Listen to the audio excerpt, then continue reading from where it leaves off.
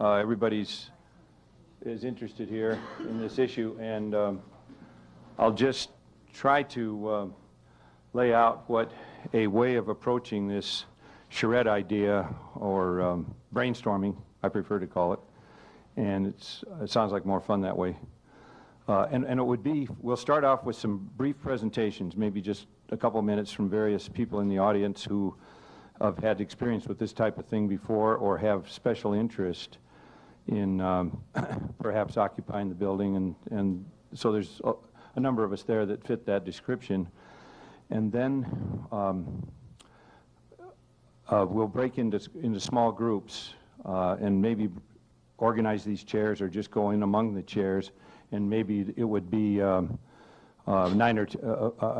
several of us in each group, a handful in each group, in four different groups, and then those groups will then brainstorm for ideas. There'll be a moderator for each group, and then the moderators will come back to this mic, and the interest is that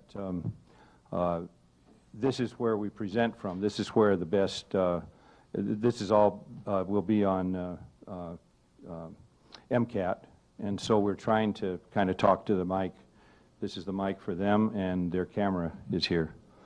So it's a good time to kick this off with the individuals.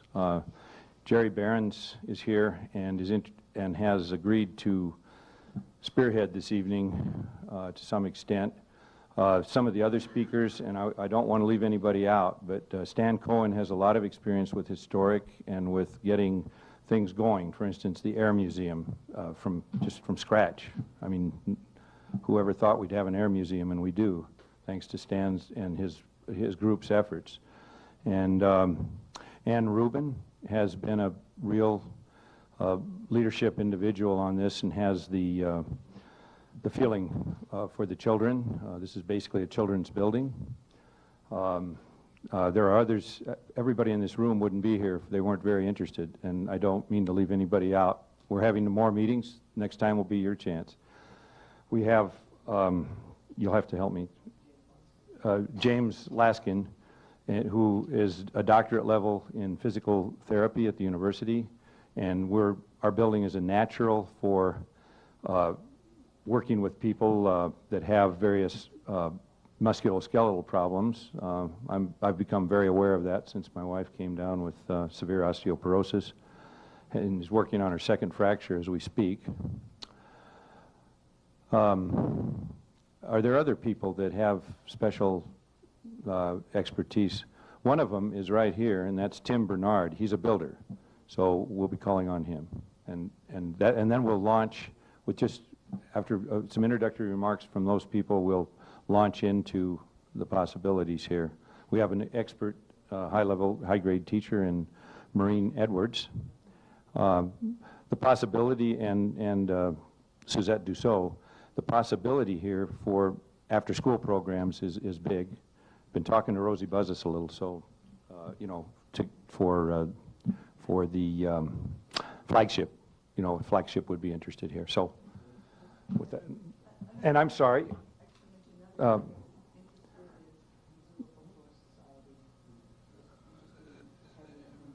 Could you speak for them, Doctor? Okay. So we have another speaker, and from thence I'll hand it over to Jerry Behrens. Thank you, everybody, for coming. Those of us that are interested in saving things. You've all heard the presentations on the radio and sometimes on TV. They have this real intriguing commercial about people talking about we got married, and then they say in the parking lot, and we met in the used car dealership, and what that is, the purpose of that is to talk about the fact that if we destroy our past, we forget who we are. And this is a perfect example of that, and this is not a problem that's unique to Missoula. Every major community goes through this. New York, Central Park, it took Jackie Kennedy / Onassis to get involved in that. It's not Central Park, but Grand Central Station to save that in New York.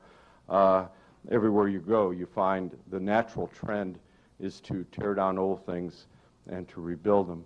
And in many ways, thankful us Americans weren't around the Parthenon and places like that, because who knows what would be left, because we do have this frontier spirit about us, and we do want to build, and new things are nice, but saving old things are just as nice, especially if they can become usable. We have a prototype of what I think many of us would like to accomplish here, and that is in Fort Missoula. In Fort Missoula, the Army, when it decided to vacate the historic Fort Missoula properties, luckily enough, they were kind enough to grant that to a private nonprofit organization. And by restoring those buildings and bringing them up to code, making them handicap accessible, and finding users and finding nonprofit users, it became a real symbiotic relationship in Fort Missoula. Those that live in town may not have experienced that very much, but the old historical Fort Missoula structures, these grand old buildings, have been largely restored. They're being used by everything from Indian Health Services to Walla Walla College for social services, the Audubon Society. So there's a whole group of uses there, and that is an ideal prototype for what can be accomplished with this building here, is to find some uses that will maintain the building. And this doesn't necessarily have to be a profit motivator. It can be. But the whole thing is if that building, the longer it stays unused, the more the likelihood that the roof will leak more, that the wiring will be declared improper, and it'll be insurmountable to some to go ahead and overcome that. So the key is to strike early, strike fast, and get somebody using it.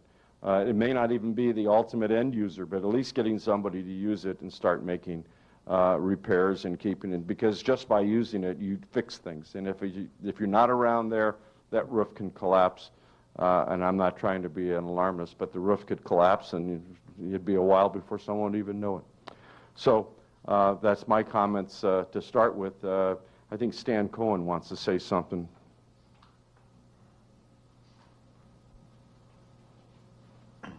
I hope I can speak on the record as chairman of the Historic Preservation Commission. We're very concerned about the whole complex, not just the school, but the entire complex. And we've discussed it at length in our monthly meetings. And I think I can say on the record that we're very supportive of this effort. I think one thing we don't want to see is any more parking lots downtown, which can destroy the downtown area. So the commission's behind us. Behind this, we lost Sacred Heart Academy already, and we've lost lots of other buildings. So let's do the best we can to keep going on this, and the commission will be behind you 100%, I think. Tim Bernard's a builder. Tim, 1 second. Okay, how about you, Peter Hess? You just... Well, maybe it's unfair. Maybe that's a little unfair, but how about Maureen? Come on up, and Maureen and Suzette, would you guys be comfortable just speaking to the needs of after school? It's after school program school. We have a hope for teachers. James? Perhaps you could spend 2 minutes on the history of the building and how we got here. And I can do that. Okay, would you, Tim? Okay. I don't know how far back you want to go, but it started out as a school. Up until about 5 or 6 years ago is when the Catholic schools moved out to Roosevelt School. The last pastor there fought very hard because for anyone who's not familiar with the history, St. Pat's wanted the buildings, put in an offer and everything for the buildings. But Father Clark worked very hard, and as a matter of fact, we don't want to say anything that we can't for sure back up about how monies are changed hands around here.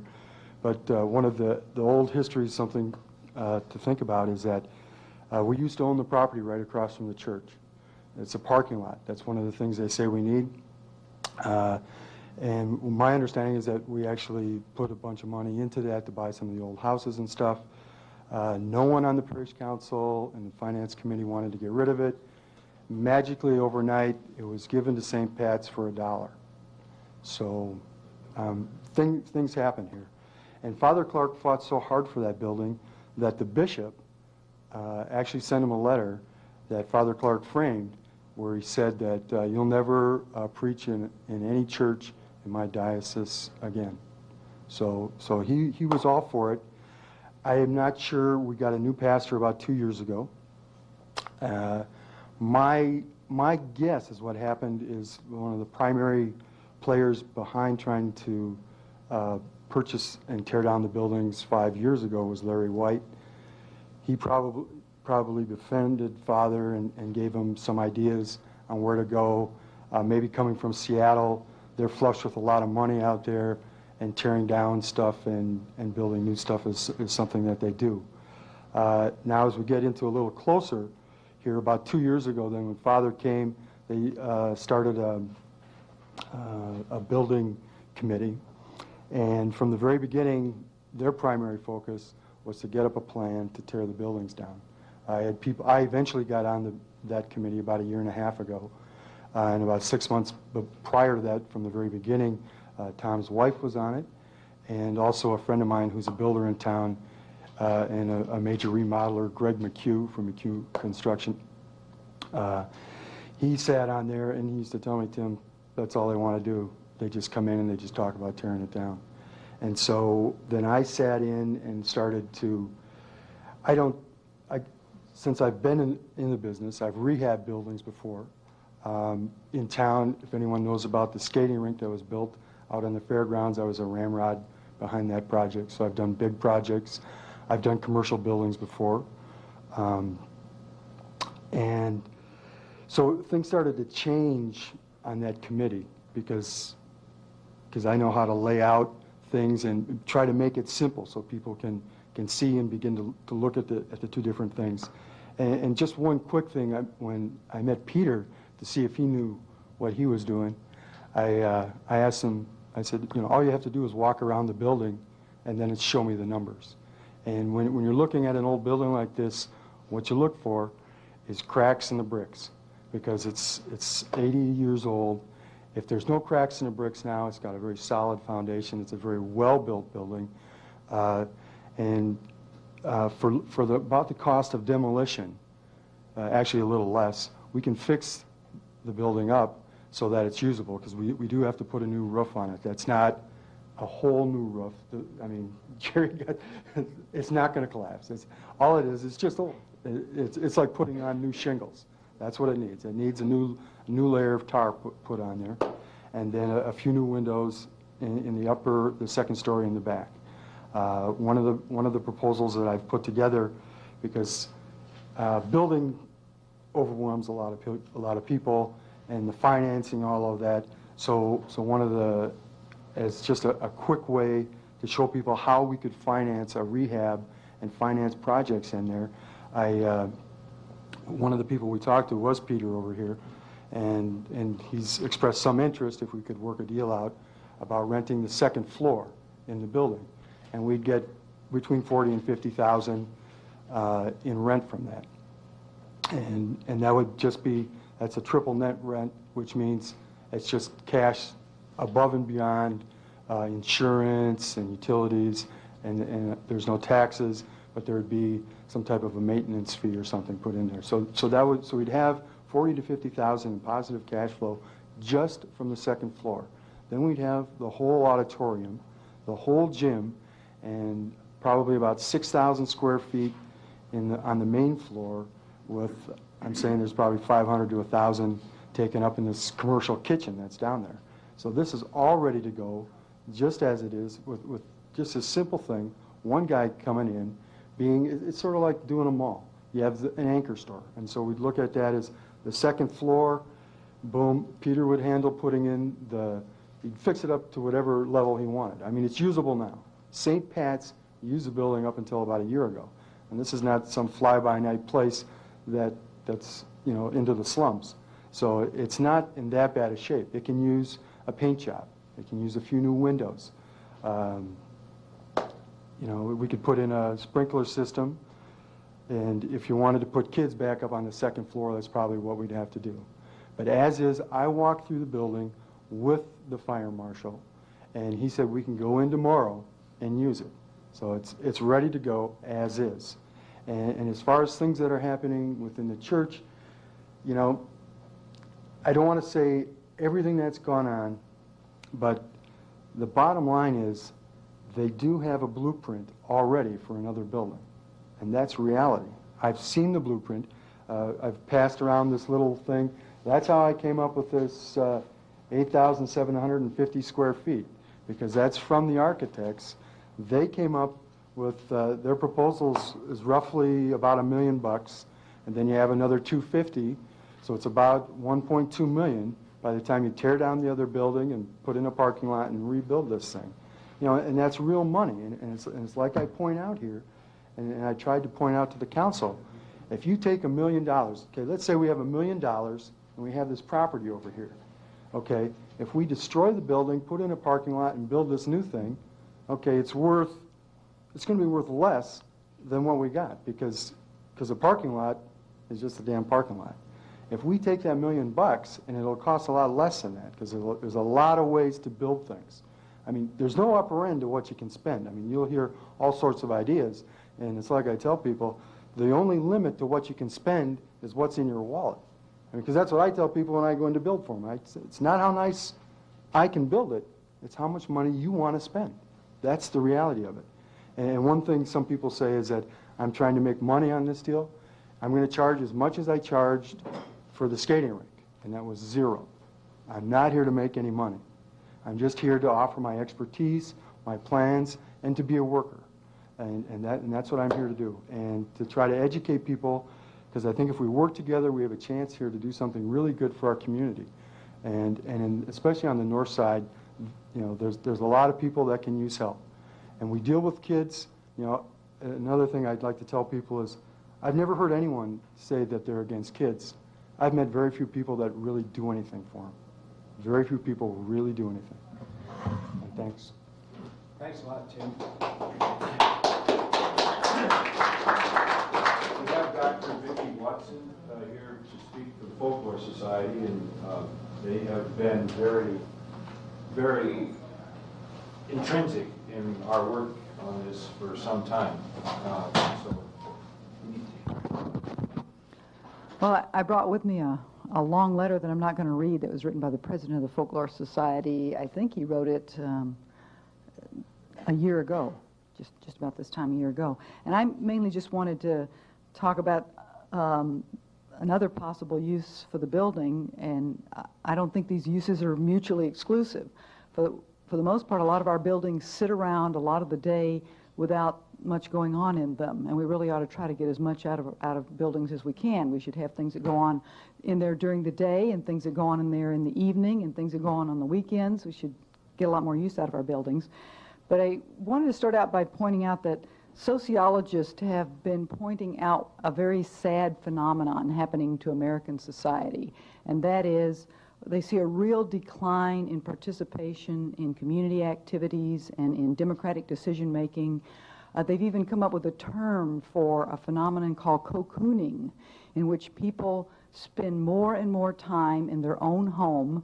They invest a lot of money in big entertainment systems and security systems to lock themselves into the building, and they just isolate themselves more and more from the surrounding community. And I think a lot of things have contributed to this, but I think one of the things that has is that we have not chosen to invest in really inviting public spaces where people come together as a community to engage in things like folk dancing, which is what the Folklore Society does, but also talking about community issues, organizing around political candidates or whatever. We went from a society that used to be very, very engaged in its community groups. People were members of many kinds of groups. They were members of unions and bowling leagues and so on and so forth. And people's membership is just dropping like crazy. If they're involved with something, they're involved through the internet. They send off a check to a group somewhere in Washington, D.C. or something like that, and they're not very involved in their local community. And how do we turn that around? How do we turn that very sad and noticed, well-documented trend around? How do we rebuild our communities and rebuild this habit of civic involvement? And I think one of the things we have to do is invest as a community in these inviting public spaces, spaces that community groups can use that are affordable, where they can have social functions as well as public meetings.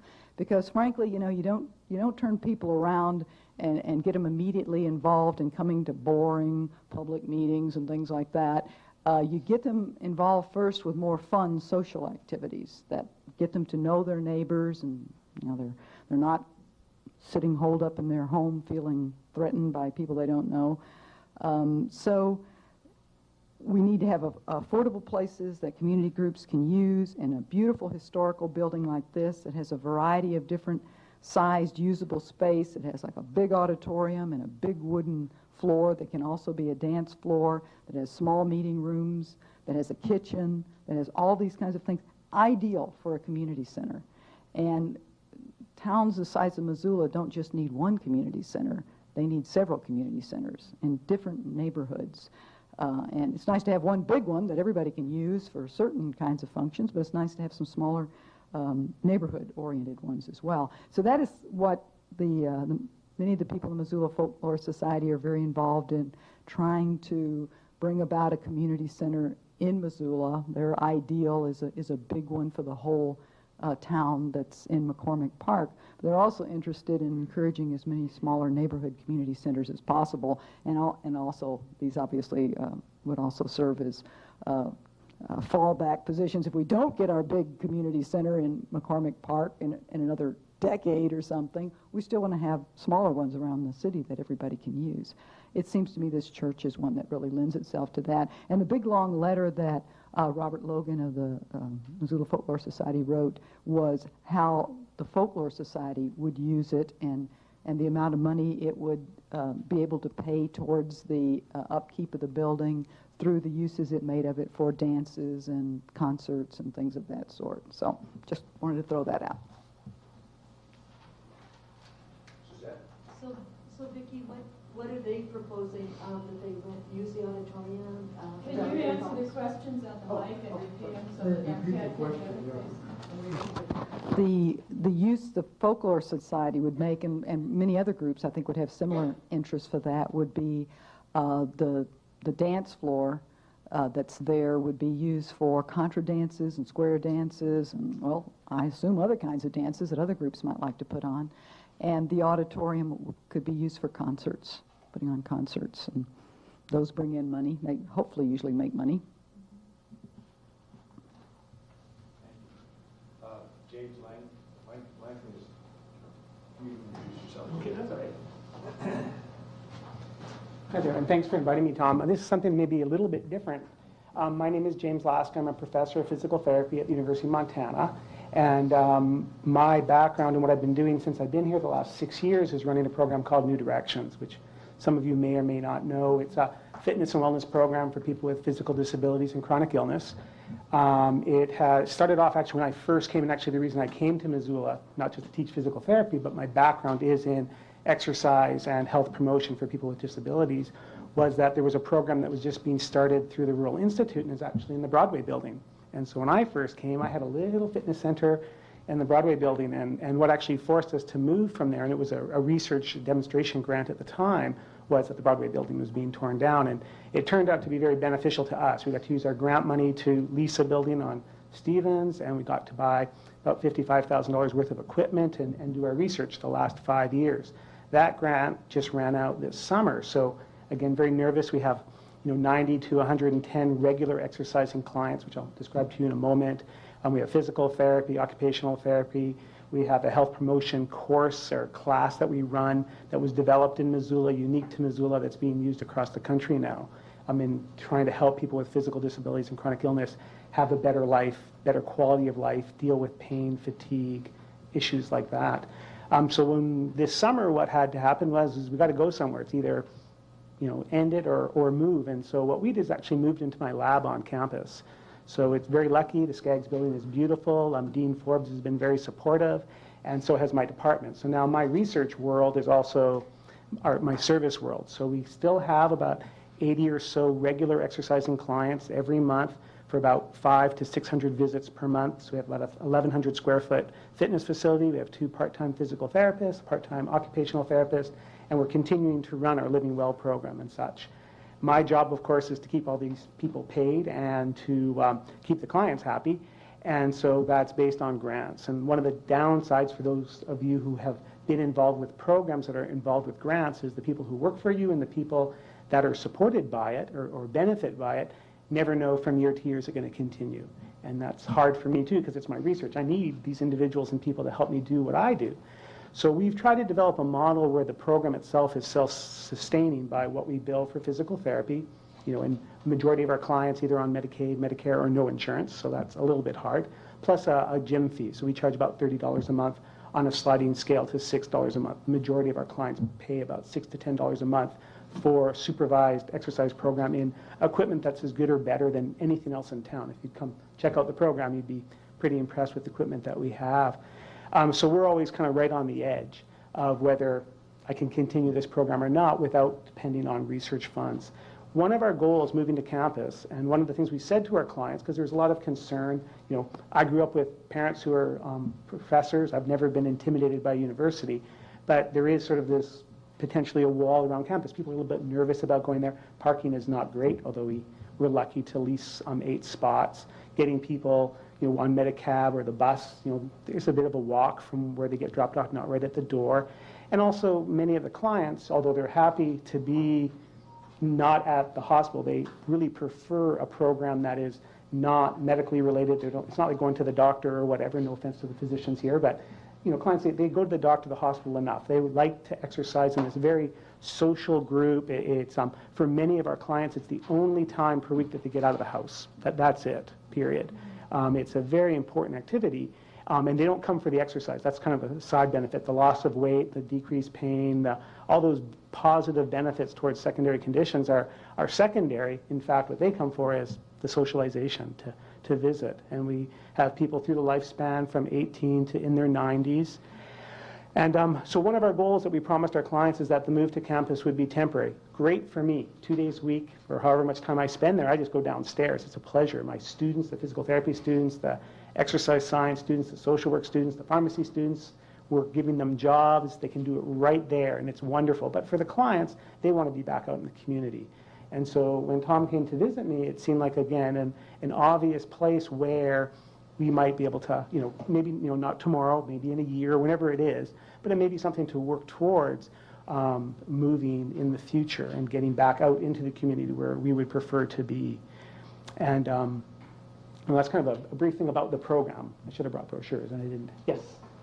As I'm thinking about all the uses people might come up with, maybe it would be interesting as the discussions continue to talk about each type of group's square footage needs. Sure, yeah. See how many different ones. What we do right now, and the only way we can make our program even work towards breaking even is by having the rehabilitation component too. Just having a fitness center for persons with physical disabilities, mobility impairments, sensory impairments, cognitive impairments, you need someone to pay for that because we'll never get enough from the individuals to pay. And so one of the benefits of having physical therapy as part of that is that is something that's reimbursable and needed for the clients. And many clients need ongoing support with their exercise or gait training or what have you.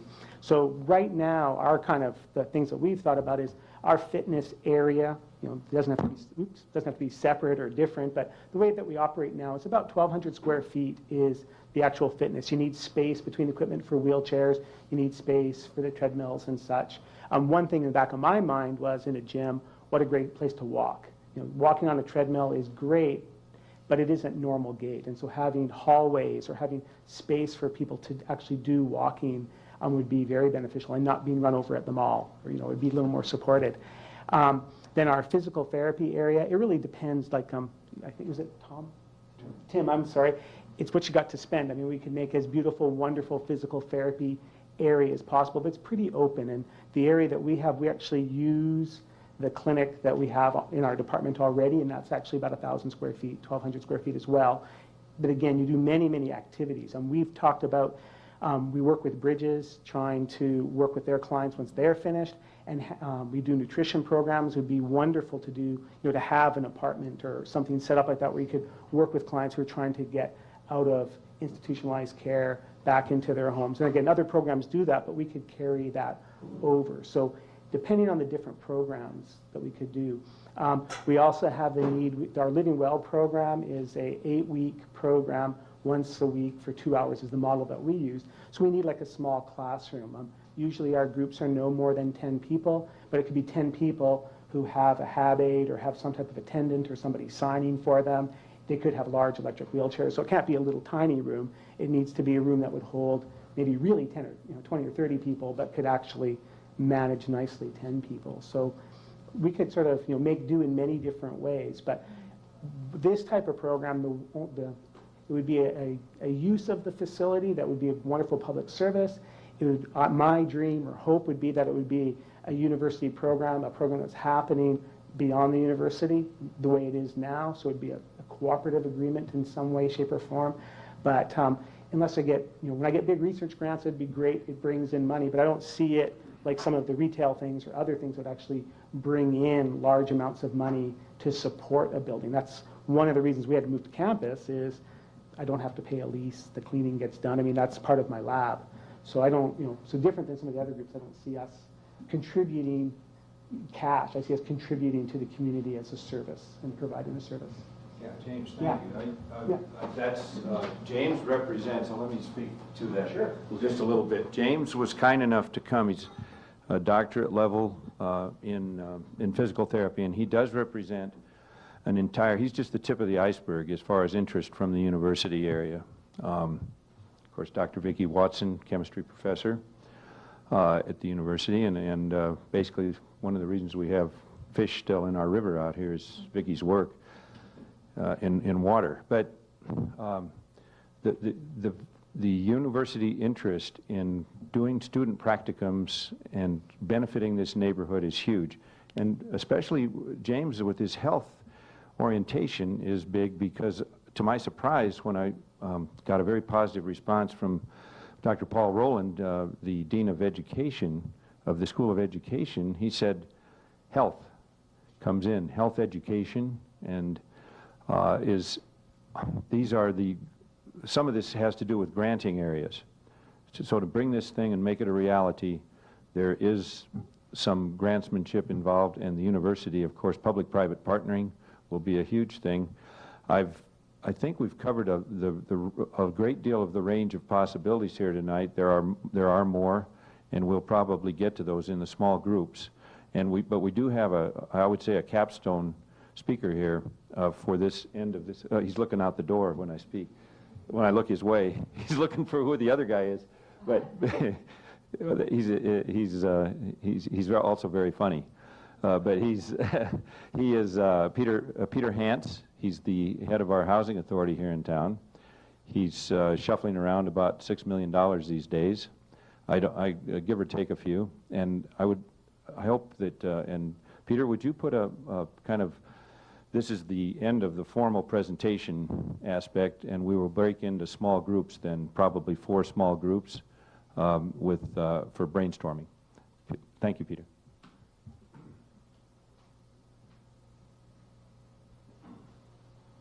My comments tonight need to be put in 2 contexts. The first one is a personal context about my background and my knowledge. The other one, of course, is for the organization that I represent. On a personal level, I have been involved with converting a number of schools to alternative uses, everything from courthouses to housing. And therefore, when Tom first approached me about the potential of these buildings. I took a look at them based upon the experience I've had in the past and offered a personal opinion saying this building is one that can be rehabbed or converted to other uses very quickly. That's the personal comment. The official comment from the Housing Authority. Whatever the Housing Authority desires to do still needs to be approved, obviously, by a Board of Commissioners. And the Board of Commissioners has not yet taken up this subject because there has been nothing official on the table. So make sure we're clear on that to begin with. The Housing Authority's primary function has always been providing affordable housing. And therefore, that was our first vision for parts of the building. We also have a fairly good-sized office down in Russell Square that would like to get back downtown where the heart of the city is, where it would be close to other public services to make it easier for our clients to, if you will, multifunction. They can go to City Hall, go to the county building, go to the Housing Authority, go to the Health Department, take care of everything in one stop as opposed to having to go all the way down to Russell Square. We have said all along the Housing Authority would be willing to help out in this effort as little or as much as you'd like us to. We'd be very happy to keep our noses out of it if that's what's desired, or to help out with the construction and rehabilitation. However, the key to all of this is that this is not a Housing Authority project. It's not a project in all due respect of the Folklore Society or the university, and I think they'd all agree with that. This really must be a plan that comes from the parish and from the neighborhood. It must be something which the parish looks in its long-range planning in terms of what is best for its overall land use and its plans for the future, as well as how does it best work in the neighborhood. The Housing Authority has been very committed to working with neighbors to make sure that whatever is done, be it building something or tearing something down, is something which is conducive to the long-term plans of the neighborhood. I saw tonight, and the reason I came tonight, was this is the first step in that process in terms of turning a larger public group out to start talking about how could this building work, or how could this site work best in the parish, how could it work best in the neighborhood. Now, I know the parish is going through its own comprehensive planning process, which is a very good step in trying to come up with priorities. At the same time, we would like to have a larger input from the neighborhood, which would be impacted by any decision made on the site. So, our official position is we're happy to participate in that process. We're happy to be guided by what the public comments are and what the public results are in terms of the planning. And we can see tremendous possibilities in the building, but that's not our decision to make. We're here merely to facilitate and help out however we can. So with that, Tom, I'll turn that back over to you. Thank you all for coming. I hope this is the first meeting out of many. I hope this good-sized crowd grows even more as we get more and more folks involved and begin thinking about how the St. Francis buildings really relate to the neighborhood, to the blocks around it, to the greater downtown, and what that can mean in terms of the future of Missoula.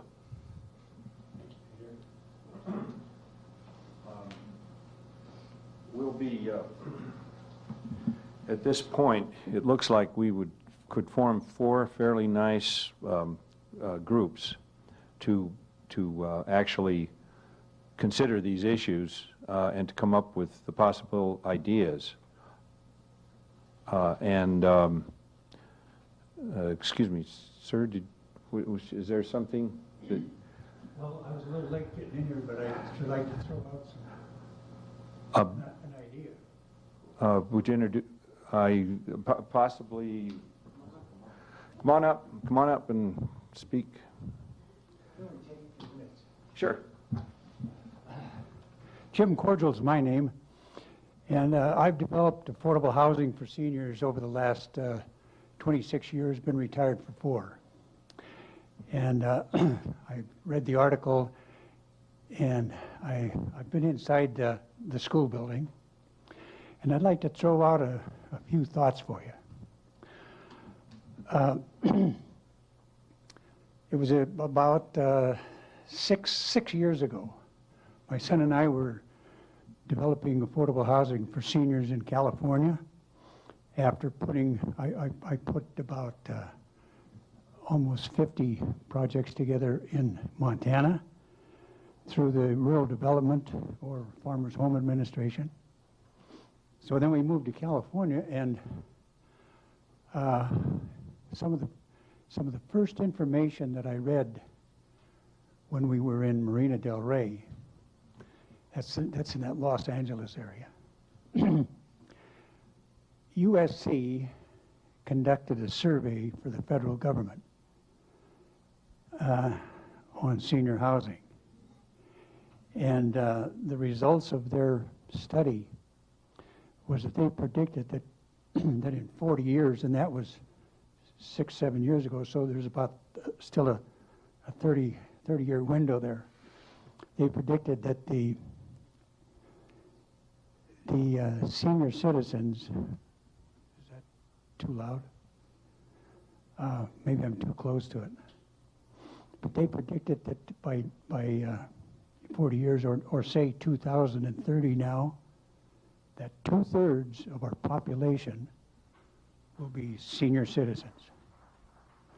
Now, this is a real social catastrophe, practically, if you look at it from a political point of view. So, I think that this building would certainly justify the looking into either a seniors project. It's downtown, it's close to the hospital, perfect location. There's monies available through the low-income housing tax credit program. So I would certainly encourage you to give a lot of thought to that because of the location and the fact that the senior population today, combined with the now oncoming baby boomers, 72 million baby boomers, and so now 30 years from now we got a problem on our hands socially, and I think that would be a good recommendation for that building. Thank you.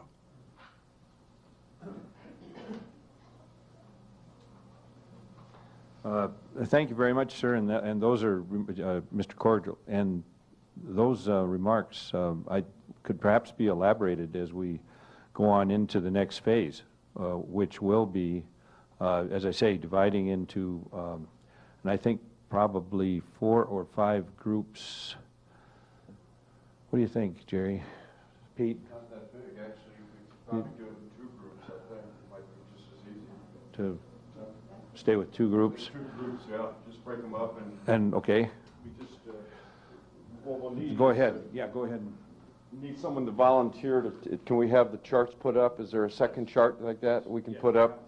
And start taking notes. Somebody to start taking notes. I know Suzette has been taking notes, and so have I, but there's a lot of good ideas. One thing I might, to get us thinking a little bit, we might think about, because as Vicki was speaking, it brought it to my mind, some of the things that we know that this building had been used before, the uses had been used before.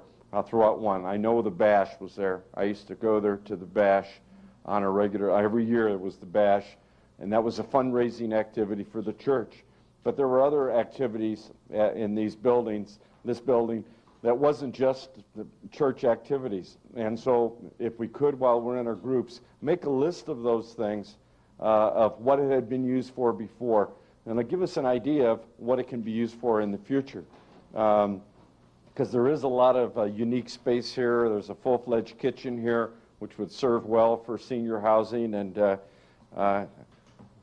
as you were speaking, I started to think back. I says, you know, I think I'm part of this generation, this baby boomers. I don't feel like it until I start thinking about my age and what's coming up. But so if we could, we'll take try to divide equally. We'll put one group here, one group there, and we'll start and get somebody to volunteer in your group to go ahead and take notes. Yes, Vicki? How long will this phase last, and then what we're going to do after that? After that, what we'll do is we'll combine our ideas and bring them forth, one person from each group, half an hour so we can be out of here by 8 o'clock, you know, do the final summary. Say about maybe, let's say 10 minutes to 8, maybe. We can come forward and then we can get out of here by 8. because some people have to be going home by 8. Unless somebody else has something else to say they want to say to the whole group. Okay? This is very democratic here, and this is very open, and any ideas you come up with are going to be, there's no bad ideas in this process. I'll stay over here with this group, I think.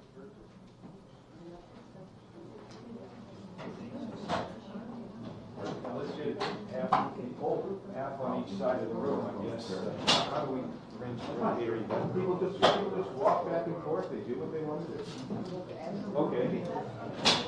The group over here, who's going to be on this one? One or several of these, and make a point of posting them. If you know little hidey places around the different stores in town or any place that you go, try to post them. But the thing about posting is to go back. I mean, look a week later, you'll be posted over, go ahead and repost. So it's a kind of a commitment. Take this, photocopy it if you will, and keep it posted someplace. Just if everybody in this room picks a place, we'd have 30 places posted around town with this message: save historic St. Francis Xavier School. The second thing is, be sure you've all signed the petition, if you're so minded. I'll hand it over to Jerry Behrens. Thank you. All we do is, as a group, we both groups could get ideas from each other, and we'll go through. These are the past uses of this of the buildings that we remember and recall. One, there was a bash, Boy Scout chili feed, Irish Fest, Greek Fest, Christmas bazaars, first night. St. Pat's had their library there. St. Pat's Hospital had a medical library there. Social dance clubs used it, banquets, youth activities, boxing matches in the old days, and wrestling, plays, bingo, choral festival, first night. I said first night. So these are some of the uses that were used in this building on a regular basis. Every year we did bash. Greek festival, I remember they're dancing with one of the Lambros ladies. So, I mean, and this is really a community get-together, which really is something that speaks to the issue of what Vicki was talking about, how we're trying to get us uncocooned. Future uses in our group came up with was folklore, concerts, dances, and auditorium uses, which are all of those that were previously used. This is a regeneration of that. A physical therapy center with an exercise center, a senior center with assisted living facility, a complete senior community all in one, where you're close to the hospital facilities, and at the same time you have a place there for exercise, a place there for community living, cooking, things like that. A 24-hour drop-in daycare, child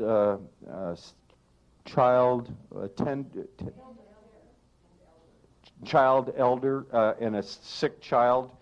A community center for weddings, dances, reunions, school and family reunions. This is a high-demand area, a high-demand use. I know the Orchard Homes Community Life Center is booked solid often for these types of uses. When I drive by there, it's just amazing how many people are using that facility.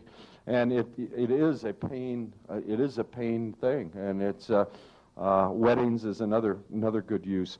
A bargain store, a housing authority, and other social service agency offices all in one-stop shopping.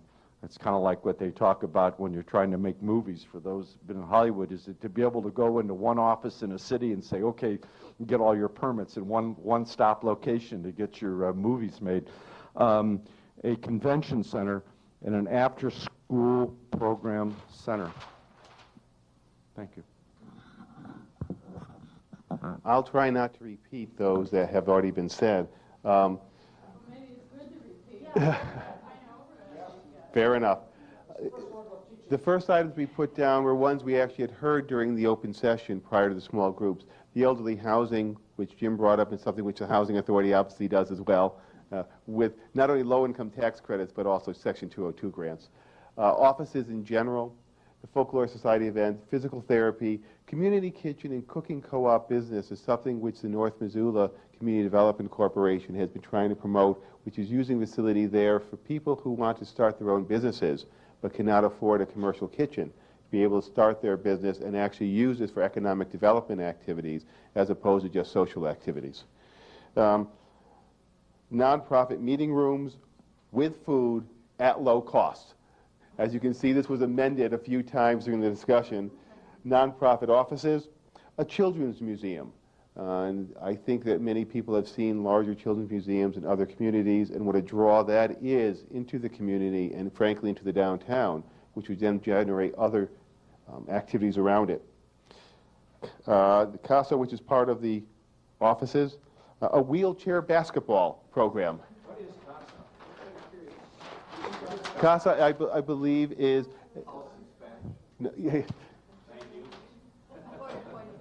Court-appointed advocates for youth. They currently have their own office, but they could use some expansion space, so that'd be under the, again, a subcategory under nonprofit offices. Community alternative theater space, where people could go and playwrights could actually try out different shows, you could have readings, you could do things which are not normally done in most of the facilities around. Missoula International School, which is an existing facility of about 60 students, I remember properly someone saying, that's currently meeting in a house which could possibly locate here and reuse the school facilities. Arts and Crafts Fair, first night. Antique Roadshow, for those who have lots of things that they want to have valued. Youth Service Center, Teen Center, basketball and volleyball, pretty clear. A community drop-in center. This was described by the person who gave the idea as a space where people could just come and socialize and be together and be a place where they didn't have to have structured things happening, but like maybe in the old coffee house or where I grew up, the old general store with the potbelly stove and the barrel, you kind of sat around and just kind of chew the fat for a while. A children's library, daycare and senior care. A meditation center, a very quiet place where one could get away from the hustle and bustle of downtown and just have a quiet time. Project Children's St. Pat's Dinner. Enough said. Auctions, weddings, the International Choral Festival, Children's Development Center in conjunction with the University of Montana, community-based exercise socialization spot. The thought here, at least the person who proposed this idea, was speaking about young single parents who may want to have that sort of activity, may not be able to afford it at the current rates of the exercise centers around, but they could go, get in shape, have some sharing of parenting skills, have some sharing of other difficulties they may be going through to be able to have a feeling of unity. Swap meets. Well, then the facilitator decided to put up two little symbols on the chart to see if we can have people thinking in a slightly different direction. And those are the two little symbols we put up on the chart. And the question was, if you were in charge of the building, how do you pay the power bill next week? How do you get the snow plowed? How does one get the building supported? Well, from there, people's ideas just took off. A coffee shop. MHA offices, that's Missoula Housing Authority offices. Larger fundraising events. Family First with their offices and classroom space. A McDonald's. Every idea was allowed. No ideas were criticized because the only way you're going to grow new ideas is by putting them out there and see what happens, because that may go into something else. Butterfly Herbs, a bakery, which would be in conjunction with a commercial kitchen, which would also serve as a money-making proposition, because that could be either a profit or something that could be put back in the building. I like this one. A good candy store. Now, I'm not sure if that went to the quality of the store or the quality of the product. Gift shop. And before we were reined in by Tom, a do-it-yourself center, which could actually be in conjunction with something like the tool library, which exists on the north side, where one can borrow tools. For those who don't know, it's a wonderful facility. But this could be even a shop. Table saws, planers, band saws, things where we have. That's right near the hospital, where it's very convenient. And where you could, again, come to learn to do it, but also, if you want, and we could give you plenty of experience learning by fixing various rooms in the building. We could assign you to molding, to other roofers, or whatever. But I think all this shows, again, it's a beginning step in the short period of time we had tonight to bring some ideas out.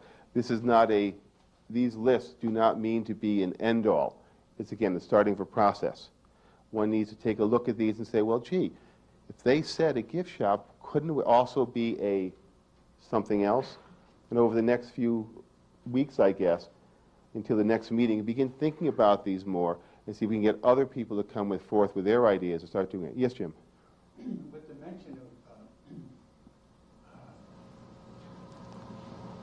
businesses, you could call it a mini mall. You could do it that way as well. I think the important thing at this point is to make sure that, again, at least from our point of view, it is a process which involves the parish and a process which involves the neighborhood, because ultimately they're the ones who will have to make the recommendation. They're the ones who own the property through the bishop, and they're the ones who's going to have to make sure it fits within the plans for their facility. So I think these ideas are good, but we need to go further. We need to think of other ways of making it work. And Tom, with no further ado, if I could just... Yes, sir, I'm sorry, I don't mean to... If somebody else has another idea, they can contact Tom, and he can log that on. You can get his phone number, you're in the phone book. I think Tom will be here, and he'll not only give his email or phone number where that can be given. However, if you do talk to Tom, make sure you have plenty of time set aside. Number one, and number two, I'm hoping he'll announce the next time when we can get together so we can get more friends and neighbors out to make this a more inclusive process. Thank you, Peter. Thank you, I think. Thank you, I think. Yeah, I've been told that let's have some new ideas. Let's have some new ideas, and we sure do have them here tonight. And this is great. These cards will be part of the process. So if anybody has ideas on their cards or wishes to continue to participate by putting them down on the cards, that will all be evaluated. The cards are available here, hopefully someplace. The next time that this group is called together is, it will be a month from, in other words, the third Thursday of next month. In other words, the very same day. I'm going to ask you all to be cheerleaders on this and talk to your friends, and we'll get more people here. We're building community response. I might mention to watch your television tonight on the 10 o'clock news. I think you may see something on the ABC station, and then also on the KTMF, and then also on Jill Valley's station, KPAX. There will, I think, possibly, one never knows with news because it gets moved around a little bit, but possibly on both stations. And do remember that 5 o'clock on Saturday, there will be a half-hour program, if you haven't already seen it, on MCAT Channel 7, and that's just a half-hour What's Up Missoula. So people are starting to get excited, and the word is getting around. We have a great building, and we have great possibilities. So I sure thank you for turning out. And I'm sorry, go ahead. We have one. I just wonder if there's any either advantage or possibility, or vice versa, in having meetings on-site rather than here. Tracy O'Neill? Okay, I got the... Okay, Tracy O'Reilly wonders about, yes, good. And so the meeting's on site. As it now stands, we would be outdoors, but that's doable, and that may be something to think about, even outdoors. Yes. Yes, there's some better weather. Cash flow is one, but have you put in a lot of time for like meetings like this and discuss the ownership or the management of the facility? Yeah, we have a group of us who have been sort of putting this together. And it's been real hard. We had to force our way onto the council, through the council. And what some of us proposed is one of the things, quite frankly, is also that the people are, like within the church and the parish itself, are somewhat intimidated by this because they don't have any experience in it. And so we have, there's some people that are here and some that aren't, that have experience in this field. And we would, our ideal thing, and I told Tom from the beginning, is a two-structured thing. One is to save the building, because everything's moved without the building. And then the second is to build a group that deals with the management. That really is a much easier problem. The initial That's- problem is to create enough of a groundswell to get the building synced. Because I think a lot of people in the church who say, oh, Tim, we'll come over and help you fix it up and all this. I said, buddy,